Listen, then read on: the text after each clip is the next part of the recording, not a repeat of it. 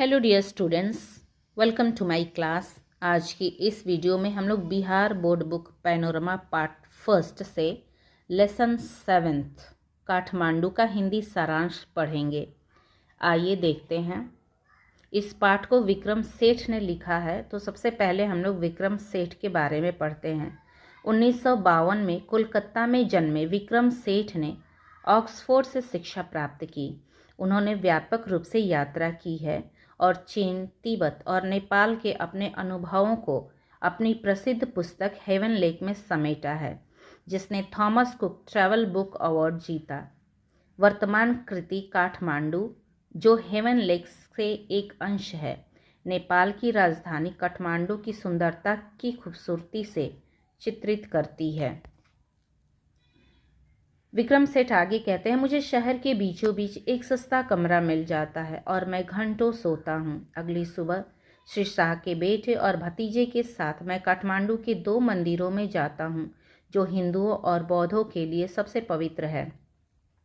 पशुपतिनाथ, जिसके बाहर एक बोर्ड लगा है कि प्रवेश केवल हिंदुओं के लिए है, में भयंकर भ्रम का माहौल है। पुजारी, फेरी वाले भक्त, पर्यटक, गाय, बंदर, कबूतर और कुत्ते मैदान में घूमते रहते हैं। हम कुछ फूल चढ़ाते हैं। इतने सारे श्रद्धालु होते हैं कि पुजारी का ध्यान आकर्षित करने की कोशिश करने वाले कुछ लोगों को दूसरी द्वारा धक्का देकर आगे की ओर धकेल दिया जाता है। नेपाली राजघराने की एक राजकुमारी प्रकट होती हैं। सभी झुककर रास्ता बनाते हैं। मुख्य द्वार पर भगवा वस्त्र पहने पश्चिमी लोगों का एक समूह प्रवेश की अनुमति के लिए संघर्ष करता है। पुलिसकर्मी को यकीन नहीं होता कि वे हिंदू हैं।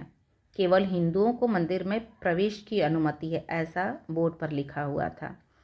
2 बंदरों के बीच लड़ाई शुरू हो जाती है। एक बंदर दूसरे का पीछा करता है, जो शिवलिंग पर कूद जाता है, फिर मंदिरों के चारों ओर चिल्लाता हुआ भागता है और नीचे बहती पवित्र बागमती नदी की ओर जाता है। इसके किनारे पर एक शव का अंतिम संस्कार किया जा रहा है। धोबिनें अपने काम में लगी हैं और बच्चे नहा रहे हैं। एक बालकनी से फूलों और पत्तियों की एक टोकरी, जो अब मुरझा चुकी है, नदी में गिराई जाती है। नदी के किनारे पत्थर के मंच से एक छोटा सा मंदिर आधा बाहर निकला हुआ है। जब यह पूरी तरह से उभरेगा तो अंदर की देवी बच जाएगी और कलयुग का बुरा दौर धरती पर खत्म हो जाएगा। काठमांडू के बौद्ध तीर्थ स्थल बौद्धनाथ स्तूप में इसके विपरीत शांति का भाव है। इसका विशाल सफ़ेद गुंबद सड़क से घिरा हुआ है। इसके बाहरी किनारे पर छोटी छोटी दुकानें हैं। इनमें से कई तिब्बती प्रवासियों की है।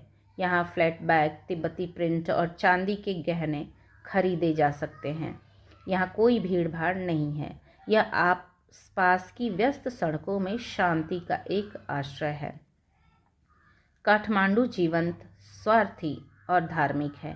यहाँ सबसे संकरी और व्यस्ततम सड़कों पर फूलों से सजे देवताओं के छोटे छोटे मंदिर हैं। फल बेचने वाले, बांसुरी बेचने वाले, पोस्ट कार्ड बांटने वाले, पश्चिमी सौंदर्य प्रसाधन, फिल्म रोल और चॉकलेट बेचने वाली दुकानें या तांबे के बर्तन और नेपाली प्राचीन वस्तुएं सभी बिकती हैं। रेडियो से फिल्मी गाने बजते हैं, कार के हॉर्न बजते हैं, साइकिल की घंटियां बजती है। आवारा गायें मोटरसाइकिलों पर सवालिया निशान लगाती हैं। विक्रेता अपना सामान बेचने के लिए चिल्लाते हैं।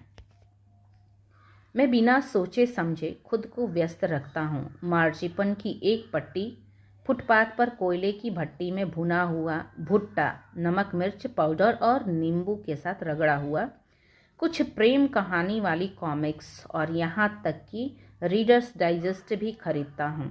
यह सब मैं कोका कोला और एक उबकाई पैदा करने वाले संतरे के पेय के साथ पीता हूँ और इससे मुझे बहुत बेहतर महसूस करता हूँ।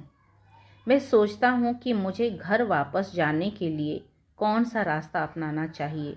अगर मैं यात्रा के लिए उत्सुक होता तो मैं बस और ट्रेन से पटना जाता, फिर गंगा के रास्ते बनारस से इलाहाबाद जाता, फिर यमुना पार करता आगरा से दिल्ली जाता। लेकिन मैं बहुत थक गया हूँ और घर की याद आ रही है। आज अगस्त का आखिरी दिन है। घर जाओ, मैं खुद से कहता हूँ, सीधे घर की ओर बढ़ो। मैं नेपाल एयरलाइंस के दफ्तर में जाता हूँ और कल की उड़ान के लिए एक टिकट खरीदता हूँ। मैं होटल के पास चौक के एक कोने में खड़े बांसुरी विक्रेता को देखता हूँ। उसके हाथ में एक डंडा है, उसके ऊपर एक लगा हुआ है जिसमें 50 या 60 बांसुरी हर दिशा में निकली हुई है, साहिल के पंखों की तरह, कांटे की तरह। वे बांस के हैं, क्रॉस बांसुरी और रिकॉर्डर हैं। समय समय पर वह डंडे को जमीन पर खड़ा करता है, एक बांसुरी चुनता है और कुछ मिनटों तक बजाता है। आवाज़ यातायात के शोर और फेरी वालों की चीख से ऊपर उठती है। वह धीरे धीरे ध्यानपूर्वक बिना ज़्यादा दिखावे के बजाता है। वह अपने सामान को जोर से नहीं बेचता। कभी कभी वह बिक्री करता है, लेकिन एक अजीब तरह से, बेपरवाह तरीके से, जैसे कि यह उसके काम का हिस्सा हो। कभी कभी वह फल विक्रेता से बात करने के लिए बजाना बंद कर देता है। मुझे लगता है कि यह वर्षों से उसके जीवन का पैटर्न रहा है। आगे विक्रम सेठ कहते हैं, मुझे खुद को चौकोर से अलग करना मुश्किल लगता है। बांसुरी का संगीत हमेशा मेरे साथ ऐसा ही करता है। यह एक साथ सबसे सार्वभौमिक और सबसे खास ध्वनि है। ऐसी कोई संस्कृति नहीं है जिसमें बांसुरी ना हो।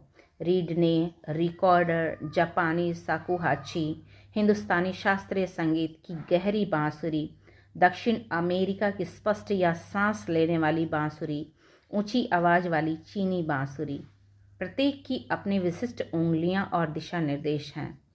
यह अपने स्वयं के संघों को बुनती है।